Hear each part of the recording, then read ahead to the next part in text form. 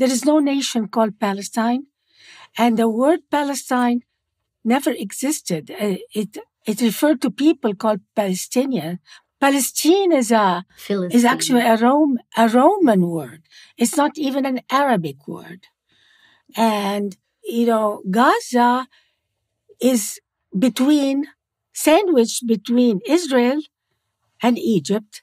And it's, in my opinion, it could have been a prosperous area, just like Singapore or any of these Asian wonderful big cities that's thriving with commerce and prosperity. But instead of focusing on this, the Gaza people or the administration of Gaza is focusing only on one thing: to shoot at Israel. Maybe you can just describe a little bit. Where were you born and where were you raised, and who was your dad? I was born in Cairo and grew up in the Gaza Strip for a few years as a child. The reason I was in Gaza was Egypt ruled Gaza at that time in the 50s. And my father headed the Egyptian military intelligence in Gaza. And their job, the Fida'in, was to just attack Israel. That started in the 50s. A lot of people don't go back to that history of attacks on Israel since the 50s. I grew up with the propaganda, the anti-Israel, anti-Semitic propaganda, horrendous. Most of it were lies. We were told that Israelis want to kill Arab children, and that's why we have to kill them.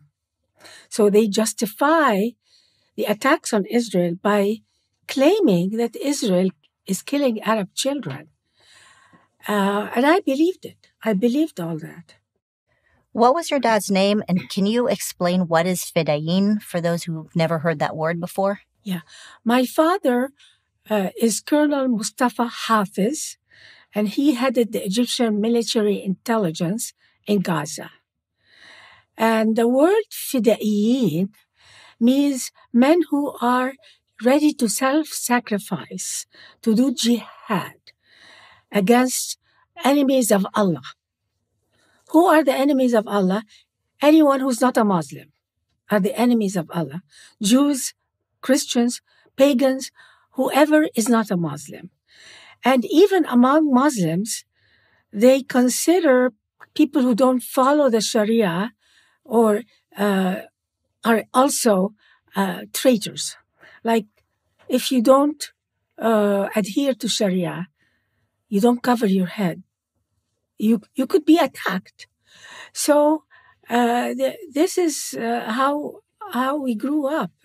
It was constantly looking at the enemies of Islam, constantly looking for what's behind. Who do we attack next because they hate us? When you're a little girl, your family moved to Gaza. Yes. Was Gaza under the control of the Israelis, and that's why you guys felt like, or your family felt like they had to attack Israel? Or so it was under the control of the Egyptians? Absolutely. Why was your dad and the Fida'in attacking Israel? What was the purpose of it? He was the head of the Fida'in. My father headed the Fida'in. He was one of the founders of the Fida'in. And they were attacking Israel from two fronts. One from Gaza, the Egyptians, and one from Jordan. The head of the Fida'in attacks in Jordan was an Egyptian. A lot of people don't know that. So Israel was getting hit by many fronts. So that was in the 50s. In the 50s, Israel didn't occupy Gaza. Israel didn't cause any trouble on its own unless it's attacked. So a lot of what we grew up with that, it's the Jews who are attacking us, so they can justify the attacks.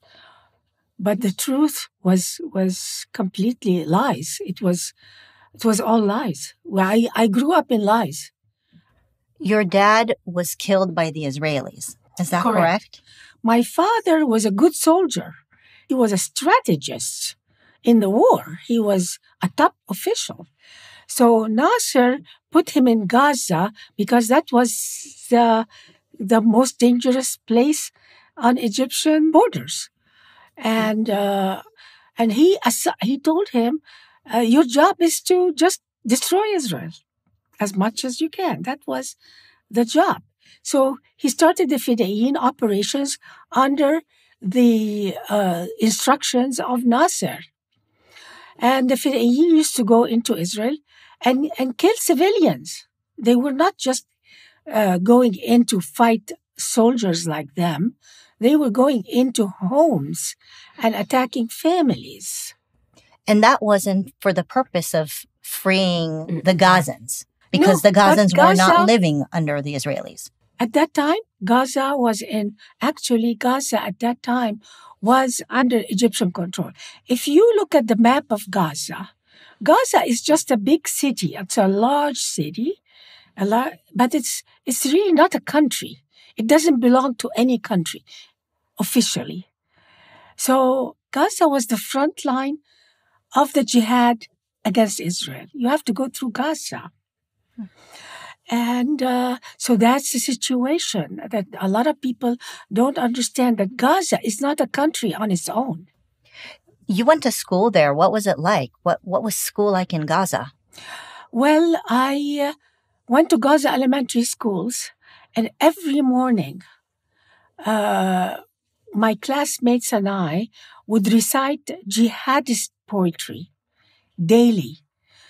And the poetry was all about dying and going to war and killing ourselves in the war while we're killing Jews. It was very powerful on me as a child to see all the girls saying this poetry and crying, and like somebody is hurting us. But it's all programming of children. We were being programmed to feel as victims. This is since the 50s. Before, Israel was never occupying Gaza at that time. But Gaza had a purpose from the very beginning. Gaza's purpose was not to become the Singapore of the Middle East. Gaza's purpose was not to do what's in the best interest of its citizens. Gaza's purpose was not to flourish and become a vibrant area of the Middle East. Gaza's purpose was to constantly attack Israel. That is all the purpose of Gaza. And that's what we were told in school as children, that our pride, our purpose in life was to go just kill Jews. Islam is very political. It wants to capture the political system of any country it goes to. Like if you're a Jew or you're a Christian and you go to a country, you really don't care about controlling the political system.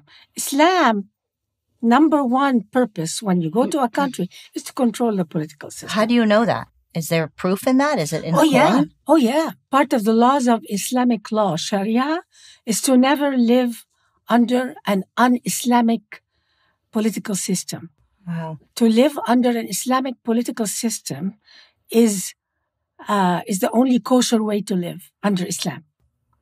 Wow. Our pastor lives in Israel. Oh, really? Our pastor moved from Los Angeles, California, and lives in Israel. Mm. He is a former Muslim. He is Iranian. He is living in Israel in freedom, and he loves it. And by choice. I myself went to Israel in 2006 as a very confused college student. Sure. And I was with a group of all Jewish students. I was welcomed. I was able to freely walk around in all of my favorite historic Christian sites. And I can say for sure and with a lot of certainty that all of the Christians that I know that have visited Israel, including my pastor who lives there, not only feel welcomed, but we are Zionists. And I know many Egyptians who live in Egypt who have gone and visited Israel against the instruction of the media and the government. But they are going from Egypt and various parts of the Middle East to go visit Jerusalem, and they absolutely love it. So I don't know what he's talking about. My experience as a Christian, our pastor, in fact, and my mom's experience is actually the complete opposite. And Egypt, after Gaza was created, it was like after the 48 war, Gaza became like a city that doesn't belong to anybody. So Egypt kind of controlled it. And now Gaza became an entity on its own without the control of Egypt. And that's why it became a rogue. It's a rogue city. It's rogue. And look what happened. Where did the Jews come from? The Jews are not aliens from outer space. The Jews came from that area of the world. They came before Islam even was birthed. Jews lived in that area of the world before Islam. It's Islam that kicked them out. The people who say that have no clue about the history of the region. And they are rewriting history to fit their narrative. The truth is, it's the Muslim world. It's us.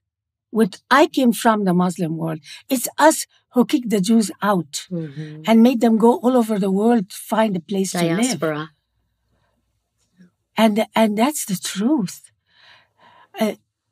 Instead of looking, first of all, look at the number of the Jews in the Middle East. 6 million, 7 million, something like that. It's not a big deal. The whole Arab world is millions and millions of people. I mean, if you count the Jews, you can hardly even see them on the map. Why not just welcome them in their holy land? It is their holy land. It is their holy. If you believe in the Bible, you have to believe that this is the holy land of the Jews. Absolutely. If you're a true Christian, you have to believe this is the holy land of the Jews. If you're a real Muslim, you have to believe this is the holy land of the Jews, because Muhammad himself and in Islam, they referred to that area of the world as the holy land of the Jews. So if you are against Jews in that area, you're against Judaism, you're against Christianity, and you're against Islam. That's in my opinion.